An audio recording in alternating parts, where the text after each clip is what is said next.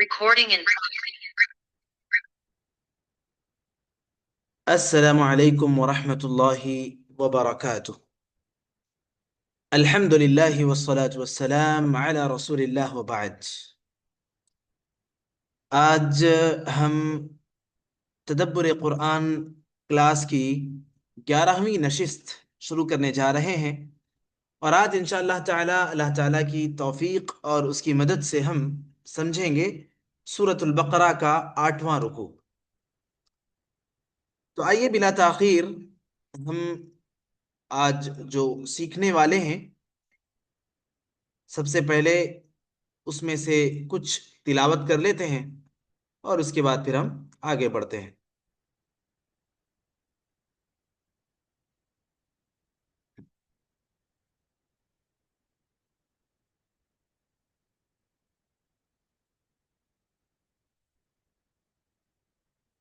اعوذ باللہ من الشیطان الرجیم،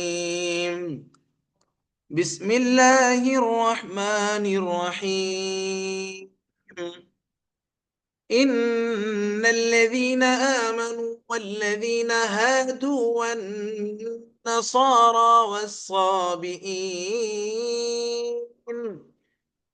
والصابئين من آمن بالله واليوم الآخر وعمل صالحا فلهم أجرهم عند ربهم ولا خوف عليهم ولا هم يحزنون. وإذ أخذنا ميثاقكم ورفعنا فوقكم الطور خذوا ما آتيناكم بقوة واذكروا ما فيه لعلكم تتقون.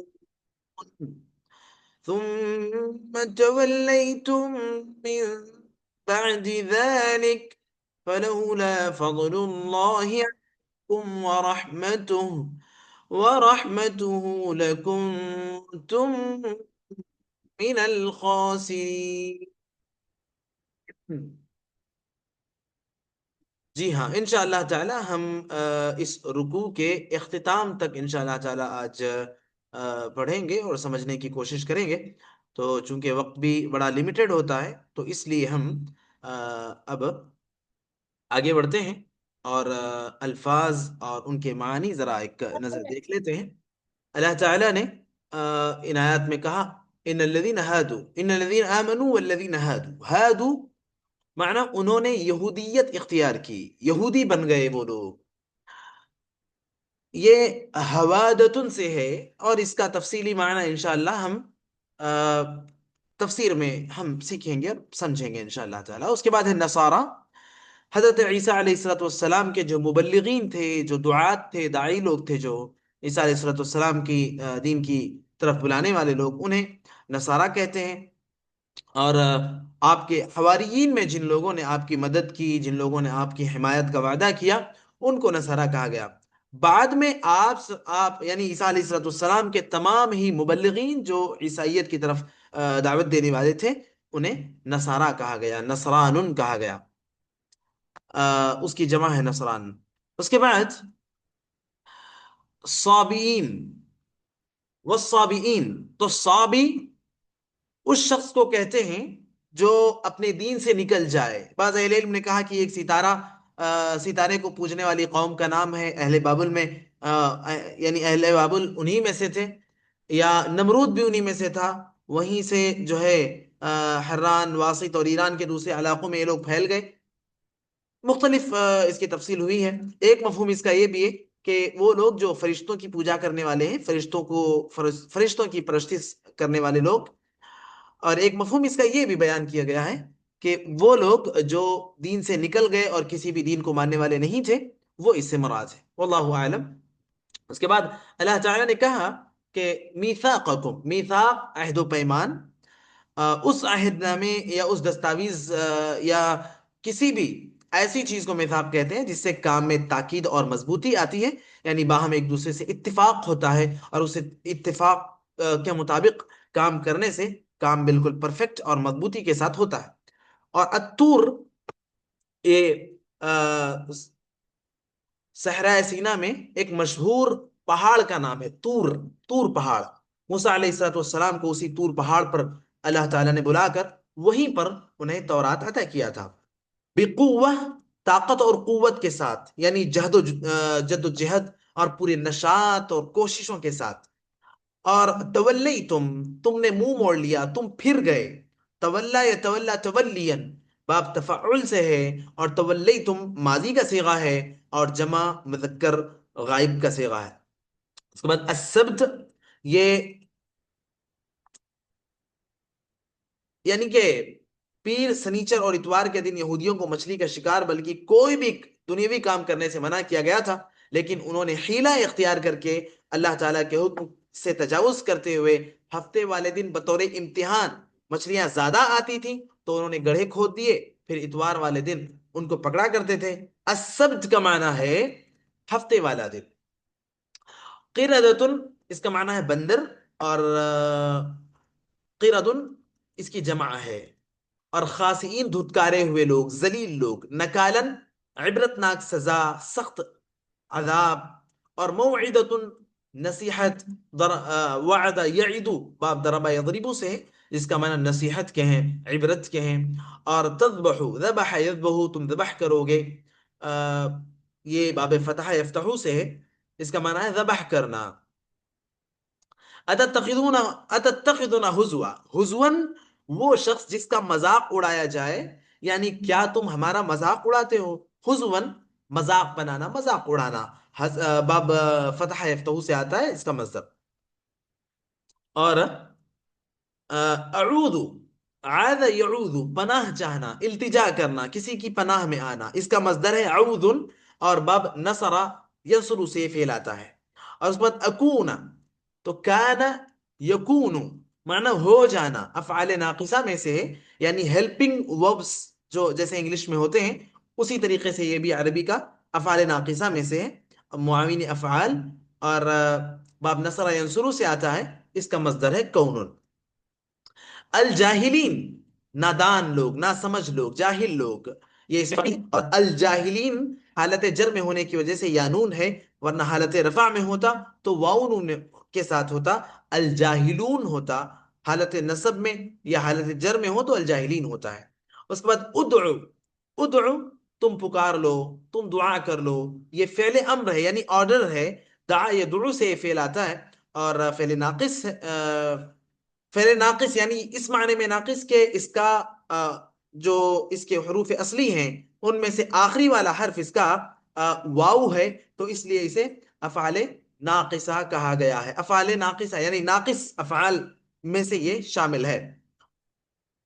اس کے بعد اچھا، افعال ناقصہ یہ ایک صرف کی یا عربک گرامر کی ایک اصطلاح ہے، جس میں ان افعال کو جو خود اپنا معنی نہ دے کر دوسرے افعال کے ساتھ مل کر آئیں اور پھر اپنا معنی پیش کریں ان کو افعال ناقصہ بولتے ہیں۔ لیکن فعل ناقص یہاں پر اس معنی میں ہے کہ اس کے جو حروف اصلی ہیں دا، عین، واو، تو ان میں یہ ہے کہ جس فعل کا آخری حرف حروف علت میں سے ہوگا، یعنی واو، الف اور یا میں سے ہوگا، تو اسے فعل ناقص کہا جائے گا۔ بہرحال یہ ایک مستقل یعنی کہ سبجیکٹ ہے، تو اس لیے یہاں پر اس کو بہت زیادہ تفصیل سے ذکر کرنا ممکن بھی نہیں ہے۔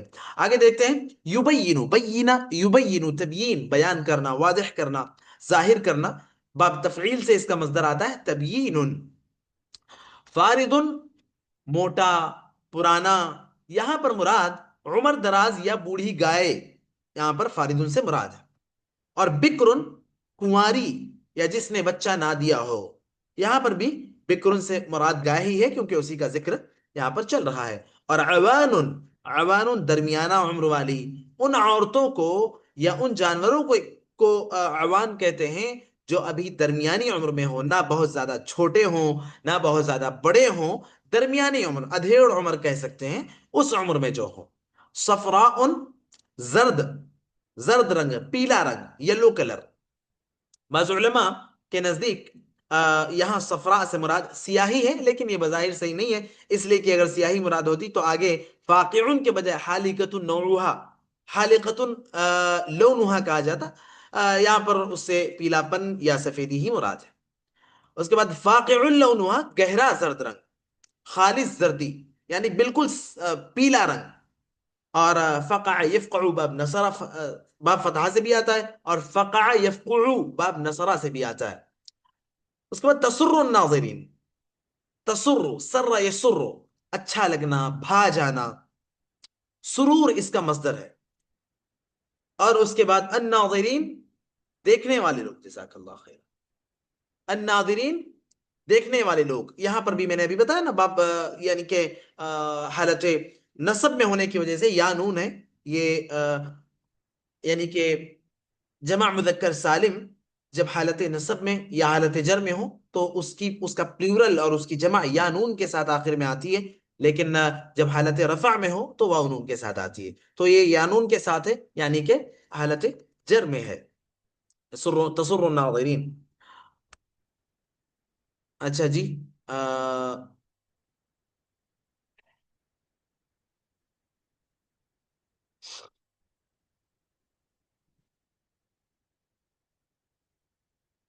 ہاں ابھی تو آیا تو باقی ہے، ٹھیک ہے.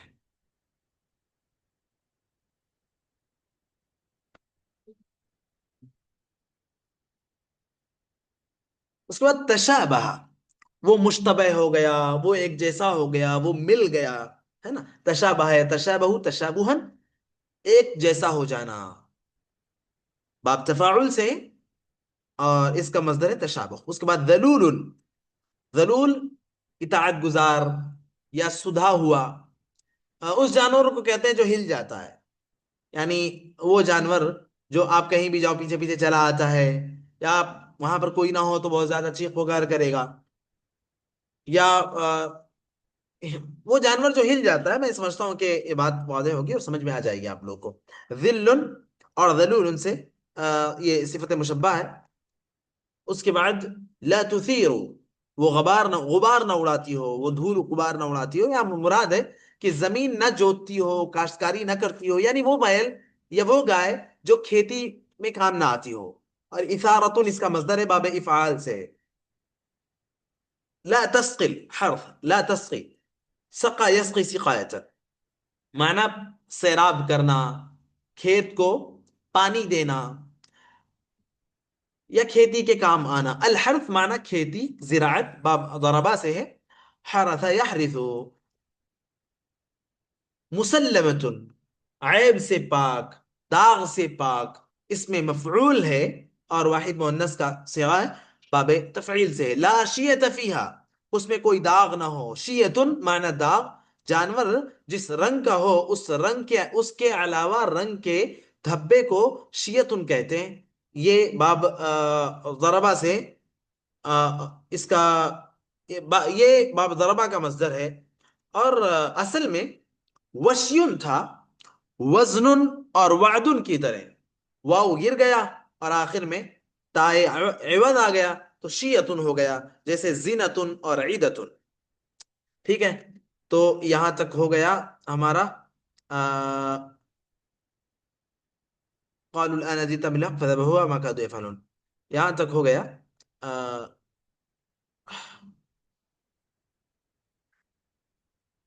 الفاظ معانی. اور آئیے اب ذرا ترجمے اور تفسیر پر چلتے ہیں. اپنے پاس ابھی وقت ہے 23 منٹس. انشاءاللہ تعالی اس مختصر وقت میں میں کوشش کروں گا کہ جو لے کر ہم یہاں پر پیش کر رہے ہیں اور اس کا حق ادا کر سکیں انشاءاللہ تعالی. اعوذ باللہ من الشیطان الرجیم، بسم اللہ الرحمن الرحیم. ان الذین آمنوا، یقیناً وہ لوگ جو ایمان لائے، والذین ہادو اور وہ جو یہودی ہوئے، والنصارى اور وہ جو نصارہ ہیں، والصابئین اور وہ جو صابی ہیں.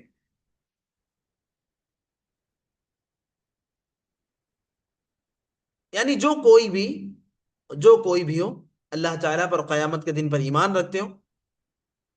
من آمن باللہ والیوم الآخر وعمل صالحا، اور نیک عمل کریں، فلہم اجرہم عند ربہم، ان کے لیے ان کے پروردگار کے پاس اجر ہے. ولا خوف علیہم ولا هم يحزنون، ان کے لیے نہ ہی کسی قسم کا کوئی ڈر ہے اور نہ ہی کوئی غم. اس آیت کریمہ میں ہمیں یہ پیغام دیا گیا ہے۔ اچھا، بعض لوگوں نے اس آیت کریمہ کا مفہوم غلط سمجھ لیا اور انہوں نے وحدت ادیان کا عقیدہ اس آیت کریمہ سے اخذ کر لیا، یعنی کہ کوئی بھی کسی بھی دین پر قائم ہو، بس وہ عمل کرتا ہو، اچھا کام کرتا ہو، عبادت کرتا ہو، اللہ تعالیٰ کے پاس اس کا عمل، اس کا اچھا کام اور اس کا دین اور اس کا عقیدہ اللہ تعالیٰ کے پاس قابل قبول ہے۔ نعوذ باللہ ثم نعوذ باللہ، یہ تو بڑا خطرناک عقیدہ ہے۔ دراصل یہ عقیدہ یہاں سے نکلا یا یہاں سے اخذ کیا انہوں نے غلط فہمی سے، کہ اللہ نے کہا کہ ایمان والے ہوں یا یہودی ہوں یا نصارہ ہوں یا لا مذہب ہوں، ہاں، بس اچھا کام کرتے ہوں اور نیک اللہ پر اور آخرت پر ایمان لاتے ہوں اور نیک عمل کرتے ہوں، ان کے لیے ان کے پروردگار کے پاس اجر ہے اور ان کے لیے کوئی غم نہیں اور کوئی ڈر نہیں۔ دراصل یہ آیت کریمہ کس کے بارے میں ہے؟ یہ آیت کریمہ، اللہ تعالیٰ نے اس آیت کریمہ میں جو پیغام دیا ہے، یہ ان لوگوں کے بارے میں ہے، یعنی کہ اس سے پہلے کی جو آیت کریمہ گزری ان لوگوں کے بارے میں گزری ہے، یہودیوں کے اور نصارہ کے بارے میں، اور ان کی بدعمالی کے بارے میں، ان کی گمراہی کے بارے میں اور ان کے انجام کے بارے میں۔ تو اس آیت کریمہ کو سننے کے بعد بعض صحابہ کرام کو یہ فکر لاحق ہوئی کہ پھر وہ لوگ جو اپنے انبیاء کے وقت میں ان کے دین پر قائم تھے، ان کا کیا ہوگا؟ کیا ان کا عمل اللہ کے پاس قابل قبول ہوگا بھی یا نہیں ہوگا؟ تو اللہ تعالیٰ نے اس کے جواب میں یہ آیت کریمہ نازل فرمائی۔ جی ہاں، اللہ تعالیٰ نے اس کے جواب میں یہ آیت کریمہ نازل فرمائی کہ بھائی، اپنے انبیاء کے وقت میں جو بھی اپنے انبیاء کے وقت میں ان کے دین پر تھے، ان کے پیروکار تھے، اللہ تعالیٰ کے پاس ان کا عمل قابل قبول تھا۔ لیکن پھر اللہ کے نبی صلی اللہ علیہ وسلم کی شریعت آنے کے بعد گزشتہ تمام شریعتیں منسوخ ہو گئیں، گزشتہ تمام شریعتیں کینسل ہو گئیں۔ اللہ کے نبی صلی اللہ علیہ وسلم کے آنے سے پہلے جو لوگ اپنے انبیاء کے دور میں تھے اور ان کی شریعت پر قائم تھے، ان کے اعمال اور ان کا عقیدہ اور ان کی شریعت اللہ تعالیٰ کے پاس وہ قابل قبول ہے۔ لیکن بعد میں اللہ کے نبی صلی اللہ علیہ وسلم کے دور میں اللہ کے نبی صلی اللہ علیہ وسلم کی دعوت پانے کے باوجود بھی جو لوگ اللہ کے نبی صلی اللہ علیہ وسلم کی دعوت پر جنہوں نے لبیک نہیں کہا، ان کا انجام بڑا خطرناک ہے اور ان کا عمل اللہ تعالیٰ کے پاس کسی بھی صورت قابل قبول نہیں ہے۔ اس آیت کریمہ سے یہ کسی بھی صورت اخذ کرنا مناسب نہیں ہے۔ اچھا، یہاں پر ایک تو مفہوم یہ ہے کہ بھائی موسیٰ علیہ السلام کے دور میں جو ان کو ماننے والے تھے، وہ اگر موسیٰ علیہ السلام کی لائی ہوئی شریعت کے مطابق ان کا عمل تھا تو ان کا عمل اللہ تعالیٰ کے پاس اس وقت قابل قبول تھا۔ عیسیٰ علیہ السلام کی جب شریعت لے کر آئے اور ان کی لائی ہوئی شریعت کے مطابق ان کے وقت میں جو لوگ تھے، ان کی شریعت پہ ان کا اپنا عمل اور ان کا اپنا ایمان، ان کا اپنا عقیدہ قابل قبول تھا۔ ٹھیک ہے، ایک تو وہ لوگ ہوئے، دوسرے وہ لوگ جنہوں نے یعنی اللہ کے نبی صلی اللہ علیہ وسلم کی زندگی بھی پائی اور گزشتہ انبیاء کا دین بھی انہوں نے پایا، گویا دو طریقے پائے انہوں نے، اللہ کے نبی صلی اللہ علیہ وسلم کی زندگی بھی پائی اور عیسیٰ علیہ السلام کی شریعت کو بھی پایا، اور پھر وہ عیسیٰ علیہ السلام کی شریعت جب وہ لوگ پائے تو اس کے مطابق ان کا عمل تھا، جیسے بہت سارے لوگ تھے ان کا عمل گزشتہ انبیاء کے مطابق تھا، ہے نا؟ تو اللہ کے نبی صلی اللہ علیہ وسلم کی شریعت، آپ صلی اللہ علیہ وسلم جب شریعت لے کر آئے تو اس کے مطابق ان کا عمل جب ہو گیا تو گویا کہ اپنے گزشتہ نبی کے مطابق ان کی زندگی تھی، وہ عمل بھی ان کا اس وقت قابل قبول تھا۔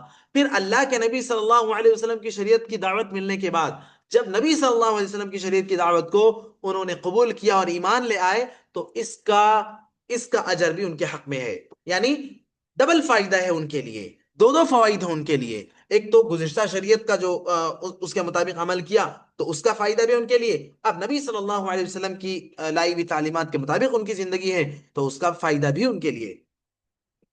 ٹھیک ہے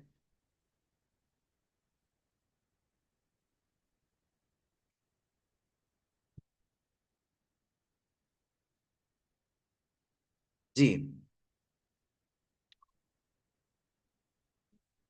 یہاں پر اللہ تبارک و تعالی نے صاف اور واضح انداز میں قرآن مجید کے کئی مقامات پر ہمیں یہ پیغام دیا ہے کہ ان الدین عند اللہ الاسلام، دین اللہ تعالی کے پاس وہی قابل قبول ہے جو اللہ نے بھیجا ہے اور وہ ہے اسلام۔ ان الدین عند اللہ الاسلام، دین اللہ تعالی کے پاس، طریقہ اللہ تعالی کے پاس جو قابل قبول ہے وہ اسلام ہے۔ اور اللہ تعالیٰ نے ایک اور مقام پر کہا سورۃ آل عمران میں کہ وَمَن يَبْتَغِ غَيْرَ الْإِسْلَامِ دِينًا فَلَن يُقْبَلَ مِنْهُ وَمَن يَبْتَغِ غَيْرَ الْإِسْلَامِ دِينًا، جو اسلام کے سوا کسی اور دین کو تلاش کرنے والا ہو یا کسی اور طریقے کے مطابق عمل کرنے والا ہو، فَلَن يُقْبَلَ مِنْهُ، تو اس سے اس کا دین اور اس سے اس کا عمل اور اس سے اس کا عقیدہ اور اس سے اس کا طرز زندگی اللہ تعالیٰ کے پاس قابل قبول کسی بھی صورت نہیں ہو سکتا۔ اور اللہ کے نبی صلی اللہ علیہ وسلم نے بھی وضاحت کر دی ہے۔ اللہ کے نبی صلی اللہ علیہ وسلم نے فرما دیا ہے کہ اب میری رسالت پر ایمان لائے بغیر کسی شخص کے لیے نجات نہیں ہے۔ آپ کو میں بتلا دوں، اللہ کے نبی صلی اللہ علیہ وسلم کی موجودگی میں ایک مرتبہ عمر بن خطاب رضی اللہ عنہ کو توریت کا ایک ورقہ مل گیا، ایک کاغذ مل گیا، اور آپ صلی اللہ علیہ وسلم کے پاس لے کر آئے اور پڑھنے لگے۔ آپ صلی اللہ علیہ وسلم کا چہرہ غصے سے سرخ ہو گیا، لال ہو گیا۔ پھر عمر رضی اللہ عنہ نے جب نظر اٹھائی اور آپ کے چہرے کا حال دیکھا تو سمجھ گئے اور خاموش ہو گئے۔ کہا رضیت باللہ ربا وبالاسلام دینا وبمحمد نبیا، میں اللہ کے رب ہونے، اسلام کے دین ہونے اور محمد کے رسول اللہ ہونے پر میں راضی ہوں۔ یہ کہا تو اللہ کے نبی صلی اللہ علیہ وسلم نے کہا کہا کہ آج اگر موسیٰ علیہ السلام بھی ہوتے ما وسعہ الا اتباعی، تو ان کو بھی میری اتباع کے بغیر کوئی گنجائش اور کوئی چارہ نہیں ہوتا۔ موسیٰ علیہ السلام بھی آ جاتے تو ان کو بھی میری ہی اطاعت کرنی پڑتی۔ یہ چیز اللہ تبارک و تعالیٰ نے وہاں، اللہ کے نبی صلی اللہ علیہ وسلم نے وہاں عمر بن خطاب رضی اللہ عنہ سے کہا کہ ما وسعہ لو کان موسیٰ حیا وادرک نبوتی، موسیٰ علیہ السلام باحیات ہوتے، وادرک نبوتی، اور میری نبوت کو، میرے زمانے نبوت کو وہ پا لیتے، ما وسعہ الا اتباعی، تو میری اطاعت اور میری اتباع کے بغیر ان کو کوئی چارہ کار نہیں ہوتا۔ اور اللہ کے نبی صلی اللہ علیہ وسلم نے یہاں پر دیکھیے حدیث لکھی ہوئی ہے، فرمایا والذی نفسی بیدی لا يسمع بی رجل من هذه الامة یہودی ولا نصرانی ثم لا یؤمن بی الا دخل الجنہ، قسم ہے اس ذات کی جس کے ہاتھ میں میری جان ہے، یعنی اللہ تعالیٰ کی قسم، میری اس امت میں جو شخص بھی میری بات سن لے، وہ یہودی ہو یا عیسائی ہو، پھر وہ مجھ پر ایمان نہ لائے تو وہ جہنم میں جائے گا۔ اللہ کے نبی صلی اللہ علیہ وسلم کی دعوت کو سننے کے بعد پھر کسی کے لیے کوئی گنجائش نہیں رہ جاتی۔ لہذا اس آیت کریمہ کو سن کر یہ غلط فہمی پال لینا کہ دیکھو نا، اللہ تعالیٰ نے کہا کہ ان الذین آمنوا، ایمان والا ہو یا یہودی ہو یا نصرانی ہو یا سابی ہو، جو کوئی بھی ہو، اللہ نے کہا کہ اس کے لیے تو اللہ تعالیٰ کے پاس اجر ہے، اور اس کا اللہ نے کہا کہ وہ اس کے لیے تو نہ کوئی ڈر ہے نہ کوئی خوف ہے۔ یہ غلط فہمی نہیں ہونی چاہیے، یہ آیت کریمہ ان لوگوں کے لیے نہیں ہے۔ جی ہاں، اچھا یہاں پر صابی کا مطلب سمجھ لیجئے، صابی کون ہے؟ صابی یہ وہ لوگ ہیں جو یقیناً پہلے دور میں کبھی حق کے پیروکار رہے ہوں گے، اسی لیے اللہ تعالیٰ نے بار بار یہودیت اور عیسائیت کے ساتھ صابی کا بھی ذکر کیا ہے، لیکن بعد میں ان کے اندر فرشتوں کی پوجا اور ستاروں کی پوجا جیسے معاملات آ گئے، یا یہ ایسے بن گئے کہ کسی بھی دین کے پیروکار نہ رہے، اسی لیے ان لوگوں کو لا مذہب بھی کہا جاتا ہے، ان لوگوں کو لا مذہب بھی کہا جاتا ہے۔ اور نصارہ وہ لوگ ہیں جو عیسیٰ علیہ السلام کے ساتھی تھے، جس طریقے سے اللہ کے نبی صلی اللہ علیہ وسلم کے ساتھی صحابہ کرام تھے، عیسیٰ علیہ السلام کے ساتھی نصارہ تھے۔ بعد میں تمام عیسائی مبلغین کو نصارہ کہا جانے لگا۔ اللہ تعالیٰ نے قرآن مجید میں عیسیٰ علیہ السلام کے ان ساتھیوں کا ذکر کرتے ہوئے کہا نحن انصار اللہ، ہم اللہ کے مددگار ہیں، ہم اللہ کے ہم نصارہ ہیں، عیسیٰ علیہ السلام کے پیروکاروں کو لہذا نصرانی کہا جاتا ہے، جنہیں عیسائی بھی کہا جاتا ہے۔ اسی طریقے سے یہودی جو لفظ گزرا وہ موسیٰ علیہ السلام کے پیروکاروں کو کہا جاتا ہے۔ اچھا اس کے بعد اگلی آیت کریمہ ہے، یہاں پر ذرا تفصیل لمبی ہو گئی، اگلی آیت کریمہ ہے کہ وَإِذْ أَخَذْنَا مِيثَاقَكُمْ وَرَفَعْنَا فَوْقَكُمُ الطُّورَ، اور جب ہم نے تم سے وعدہ لیا، وَإِذْ أَخَذْنَا مِيثَاقَكُمْ، ہم نے تم سے وعدہ لیا، وَرَفَعْنَا فَوْقَكُمُ الطُّورَ، اور تم پر طور پہاڑ لا کھڑا کیا، خذوا ما آتیناکم بقوہ، اور ہم نے تم سے کہا کہ جو ہم نے تمہیں دیا ہے اس کو مضبوطی سے تھام لو، مضبوطی سے پکڑ لو، وذکروا ما فیہ، اور جو کچھ اس کے اندر ہے اس کو پڑھو، اس کا ذکر کرو، لعلکم تتقون، تاکہ تم اللہ تعالیٰ کا تقوی اختیار کرنے والے بن جاؤ۔ یہاں پر اس کی تفسیر ہے کہ جب تورات کے احکام کے متعلق یہود نے شرارت کے طور پر کہا کہ ہم سے تو ان احکام پر عمل نہیں ہوگا، موسیٰ علیہ الصلوۃ والسلام تورات لے کر آئے اور یہود کو موسیٰ علیہ الصلوۃ والسلام نے بتلایا کہ دیکھو یہ اللہ کی کتاب ہے، اللہ نے یہ کتاب تمہارے لیے بھیجا ہے، تمہیں اس کے مطابق زندگی گزارنی ہے، یہ تمہارے لیے لائف اسٹائل کے طور پر اللہ تعالیٰ نے بھیجی ہے، لہذا تمہیں اپنی زندگی کا طرز اور زندگی کا طریقہ اب اسی کتاب کے مطابق بنانا ہے۔ انہوں نے کہا کہ بھئی ہم تو اس کے مطابق عمل نہیں کریں گے، تو اللہ تبارک و تعالیٰ نے ان کو ڈرانے کے لیے، ان کے اندر ڈر پیدا کرنے کے لیے، اللہ تبارک و تعالیٰ نے پہاڑ کو ایک سائے کی طرح سے ان کے اوپر دیا، اور پہاڑ ایک سائے کے طریقے سے جب ان کے اوپر ہو گیا تو ڈر کے مارے انہوں نے تورات پر عمل کا وعدہ کیا۔ اسی کا اسی کی طرف اس آیت کریمہ میں اللہ تبارک تعالیٰ نے اشارہ کیا ہے۔ اس کے بعد ثم تولیتم من بعد ذلک، لیکن تم پھر بعد میں پھر گئے، پلٹ تو آئے وہ لوگ، اور ان لوگوں نے عمل کرنے کا وعدہ بھی کر لیا، لیکن پھر پلٹ آئے۔ اللہ نے کہا کہ ثم تولیتم من بعد ذلک فلولا فضل اللہ علیکم ورحمتہ لکنتم من الخاسرین، اگر تم پر اللہ کا فضل نہ ہوتا، اللہ تعالیٰ کی رحمت نہ ہوتی تم پر، تو تم بڑے گھاٹا اور خسارہ اٹھانے والوں میں سے ہو جاتے۔ وَلَقَدْ عَلِمْتُمُ الَّذِينَ اعْتَدَوْا مِنْكُمْ، اور یقیناً تمہیں ان لوگوں کا علم بھی ہے، وَلَقَدْ عَلِمْتُمْ، اور یقیناً تم لوگوں نے جان لیا ان لوگوں کو، الَّذِينَ اعْتَدَوْا مِنْكُمْ فِي السَّبْتِ، جن لوگوں نے ہفتے کے دن کے بارے میں حد سے بڑھ گئے، جو لوگ اعتداء کیا جن لوگوں نے، فَقُلْنَا لَهُمْ، تو ہم نے ان سے کہا، كُونُوا قِرَدَةً خَاسِئِينَ، تم ذلیل بندر بن جاؤ، تم ذلیل بندر بن جاؤ۔ یہاں اشارہ ہے یہود کی، بنی اسرائیل کی اس شرارت کا کہ اللہ تبارک و تعالیٰ نے ان سے کہا تھا کہ تم ہفتے کے دن کوئی کام دنیا کا کام کوئی مت کرو، مچھلی کا شکار نہیں کرنا ہے تمہیں ہفتے کے دن، تمہیں صرف اور صرف اللہ کی عبادت کرنی ہے۔ تو انہوں نے شرارت کیا کیا معلوم؟ انہوں نے بھئی ہفتے کے دن نہیں کرنا ہے نا، تو چلو اللہ تبارک و تعالیٰ ان کو آزمانے اور ان کا امتحان لینے کے لیے اللہ تبارک و تعالیٰ عین ہفتے کے دن ایسا کرتا کہ اسی دن مچھلیاں زیادہ سے زیادہ اوپر آتی، جس دن کہ اللہ تعالیٰ نے ان کو مچھلیوں کے شکار سے منع کیا تھا۔ لہذا وہ لوگ کیا کرتے؟ شرارت کے طور پر وہ لوگ اللہ تعالیٰ کی نافرمانی کے طور پر وہ لوگ ایک دن پہلے ہی جمعے کے دن آتے، جال وال بچھا دیتے، گڑھے کھود دیتے، شکار کے سارے انتظامات لگا کر چلے جاتے، پھر اتوار کو آتے اور جو شکار اس میں پھنسا ہوتا تھا اس کو پکڑ کر لے جایا کرتے تھے۔ یہ ان کی طرف سے ہیلا سازی تھی، یہ بہانے بازی تھی، اور یہ اللہ کی نافرمانی کا طریقہ تھا، یہ ان کی اللہ تبارک و تعالیٰ کے ساتھ چال بازی کا ایک طریقہ تھا۔ اللہ تعالیٰ نے کہا کہ ہم نے وَلَقَدْ عَلِمْتُمْ، تم جانتے ہو کہ یقیناً تمہیں ان لوگوں کا علم بھی ہے جن لوگوں نے ہفتے کے دن کے بارے میں اعتداء کیا، حد سے تجاوز کیا ان لوگوں نے، تو ہم نے بس ان کو ذلیل بندر بنا دیا، یعنی ان کی اس سزا، ان کی اس جرم کے لیے اللہ تبارک تعالیٰ نے بدلے کے طور پر ان کو ذلیل ترین بندر بنا دیا۔ اللہ اکبر، فجعلناها۔ اب یہاں پر یہ بات سمجھنے کی ہے کہ کیا واقعتاً وہ لوگ بندر کی اصلی شکل اختیار کر گئے، یا بس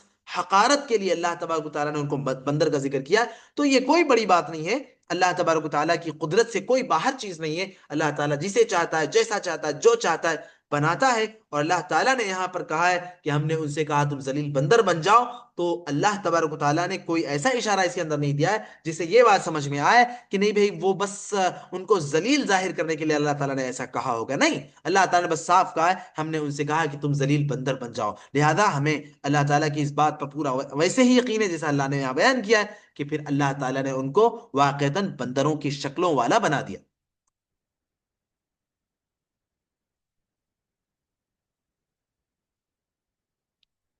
فَجَعَلْنَاهَا نَكَالًا لِمَا بَيْنَ يَدَيْهَا وَمَا خَلْفَهَا، اسے ہم نے اگلے پچھلوں کے لیے عبرت بنا دیا۔ نَكَالًا لِمَا بَيْنَ يَدَيْهَا وَمَا خَلْفَهَا، پھر ہم نے اس واقعے کو اگلے پچھلے والوں کے لیے عبرت کا سبب بنا دیا۔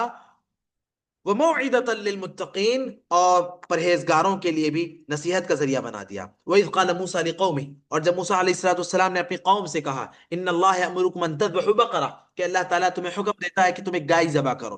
قالوا، تو ان لوگوں نے کہا، أَتَتَّخِذُنَا هُزُوًا، تو ان لوگوں نے کہا کہ کیا تم ہم سے مذاق کر رہے ہو؟ موسیٰ علیہ السلام نے کہا، اعوذ باللہ، اللہ تعالیٰ کی پناہ میں چاہتا ہوں، ان اکونا، میں اللہ تعالیٰ کی پناہ میں آتا ہوں اس بات سے کہ ان اکونا من الجاہلین، کہ میں نادانوں میں سے ہو جاؤں، میں جاہلوں میں سے ہو جاؤں۔ یہاں پر وہ اس واقعے کا ذکر ہے، بنی اسرائیل میں ایک لاولد مالدار آدمی تھا، اس کی کوئی اولاد نہیں تھی، کوئی اولاد نہیں تھی جس کا کوئی وارث بن سکے، صرف ایک بھتیجا تھا، بڑا مالدار تھا وہ شخص۔ ایک رات اس بھتیجے نے اپنے چچا کو قتل کر کے کسی آدمی کے دروازے پر ڈال دیا، یعنی قاتل بھتیجے نے اپنے چچا کو قتل کر کے کسی ایک تیسرے آدمی کے دروازے پر ڈال دیا۔ صبح قاتل کی تلاش میں ایک دوسرے کو ذمہ دار ٹھہرانے لگے لوگ، اس نے کہا نہیں تم نے کیا، اس نے کہا نہیں تم نے کیا، ایک دوسرے کو ذمہ دار بنانے لگے وہ لوگ۔ بالآخر بات موسیٰ علیہ السلام کو پہنچی، تو موسیٰ علیہ السلام نے کہا کہ ایک گائے ذبح کرو، اللہ تعالیٰ نے گائے ذبح کرنے کا حکم دیا ہے۔ گائے کا ایک ٹکڑا مقتول کو مارا گیا، اور مقتول اللہ تعالیٰ کے حکم سے جس کو قتل کیا گیا تھا وہ لاش زندہ ہو کر اس نے قاتل کا پتہ بتایا کہ فلاں شخص نے مجھے قتل کیا ہے، اور پھر وہ دوبارہ سے وفات پا گیا، اس کو موت واقع ہو گئی۔ فتح القدیر میں اس واقعے کا ذکر ملتا ہے، اور دوسری روایات میں بھی یہ واقعہ ملتا ہے۔ اللہ تعالیٰ نے اسی واقعے کی طرف یہاں پر اشارہ کیا، جب موسیٰ علیہ السلام نے قاتل کا پتہ بتانے کے لیے ان لوگوں سے کہا کہ تم ایک گائے ذبح کرو، تو اب ان لوگوں نے ہیلا سازیاں شروع کی، ان لوگوں نے بہارا بازیاں شروع کی، طرح طرح کی باتیں کی۔ کہا ادع لنا ربک یبین لنا ما ہے، اپنے رب سے اے موسیٰ ذرا اپنے دعا کرو اپنے پروردگار سے کہ ہمیں یہ واضح کر دے کہ ہم جو گائے ذبح کریں گے اس کی ماہیت کیسی ہوگی، وہ کیسی ہوگی گائے۔ تو موسیٰ علیہ السلام نے کہا انہو موسیٰ علیہ السلام نے کہا کہ انہو یقول، اللہ تعالیٰ کہتا ہے انہا بقرۃ لا فارض ولا بکر، کہ یہ ایک ایسی گائے ہو کہ نہ بالکل بڑھیا ہو اور نہ ہی بالکل بچی، بلکہ درمیانی عمر والی ہو، عوان بین ذالک، درمیانی عمر والی ہو، ففعلوا ما تؤمرون، لہذا تم کو جس چیز کا حکم دیا جا رہا ہے تم وہ کر ڈالو۔ تو ان لوگوں نے کہا قالوا ادع لنا ربک یبین لنا ما لونها، ذرا اپنے رب سے پوچھو کہ ہم جو گائے ذبح کریں گے اس کا رنگ کیسا ہو۔ تو قال انه يقول انها بقرة صفراء، تو موسیٰ علیہ السلام نے کہا کہ رب کہتے ہیں کہ وہ گائے زرد رنگ کی ہو، زرد رنگ کی، چمکیلی، اور دیکھنے والوں کو بھلی لگنے والی ہو۔ انہا بقرۃ صفراء فاقع لونها تسر الناظرین، ایسی گائے ہو جو پیلے رنگ کی ہو، زرد رنگ کی ہو، اور بہت زیادہ چمکدار ہو، اور دیکھنے والوں کو بھلی لگنے والی ہو، یعنی بالکل گولڈن کلر کی ہو، ہے نا؟ پیلا رنگ بہت زیادہ جب چمکدار ہوتا ہے تو اسے ہی گولڈن کہتے ہیں، یعنی سنہرے رنگ والی گائے ہو۔ پھر ان لوگوں نے کہا کہ اپنے رب سے ذرا دعا کرو کہ قالو، انہوں نے کہا ادع لنا ربک یبین لنا ما ہے، کہنے لگے ذرا اپنے رب سے دعا کیجئے کہ وہ مزید اس کی کیفیت بتائے، مزید اور بتائے کہ اور کیسی ہو گائے، اور کیسی ہو، اور کیسی ہو۔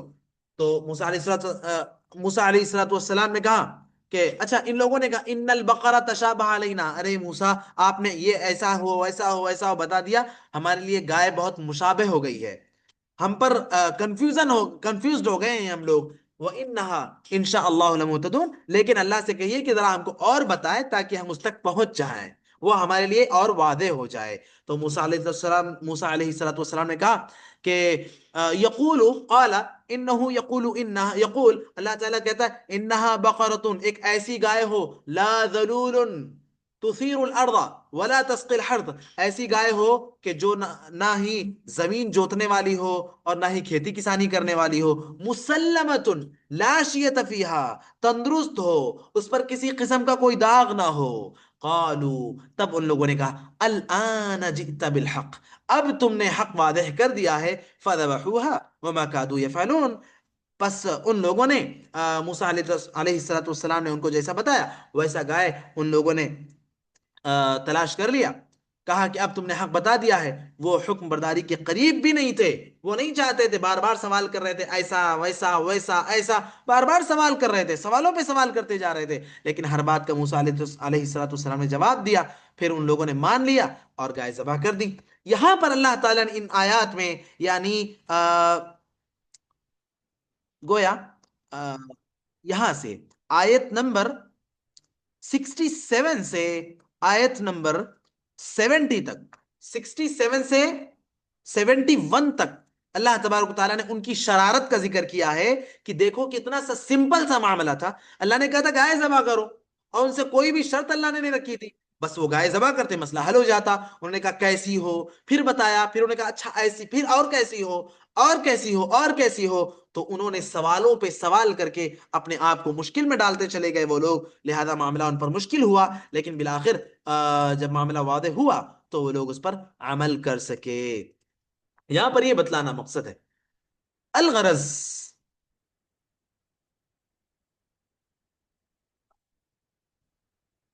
اس کی مزید وضاحت انشاءاللہ تعالی اگلی آیت کریمہ میں اللہ نے بیان کی ہے، وَإِذْ قَتَلْتُمْ نَفْسًا فَادَّارَأْتُمْ فِيهَا۔ تو ابھی تک میں نے آپ کو جو مختلف آیات کی روشنی میں جو باتیں بتائی ہیں، ان میں ایک تو سب سے پہلی آیت کریمہ ان الذین آمنوا والذین ہادوا والی آیت کریمہ، اس کی بہت اچھی وضاحت ہوئی آپ کے لیے کہ بھائی سارے ادیان کو ماننے والے نہیں، بلکہ صرف اللہ کے دین کو ماننے والے ہی قابل قبول ہیں۔ سارے ادیان کا ذکر ان کے اپنے انبیاء کی زندگی یا ان کی شریعت کے مطابق ان کے وقت میں تھا، اس کا ذکر ہے کہ جب وہ اپنے لائی ہوئی شریعت کے مطابق عمل کر رہے تھے تو اللہ تعالیٰ کے پاس قابل قبول تھے، اب نہیں۔ اس کے بعد پھر یہ واقعہ مستقل آ گیا۔ تو چلیے آج کے لیے اسی پر بس کرتے ہیں، امید کرتا ہوں آپ سب کے لیے واضح ہوگا۔ وقت بھی تقریباً اپنے اختتام کے قریب ہے، بس 20-25 سیکنڈز ہیں۔ ابھی کسی کے سوالات ہوں تو انشاءاللہ تعالیٰ واٹس ایپ پر بلا جھجک ہمیں بھیج سکتے ہیں۔ اللہ تعالیٰ ہم سب کو عمل کی توفیق عطا فرمائے۔ سبحانک اللہم و بحمدک، اشہد ان لا الہ الا انت، استغفرک واتوب الیک، والسلام علیکم ورحمۃ اللہ وبرکاتہ۔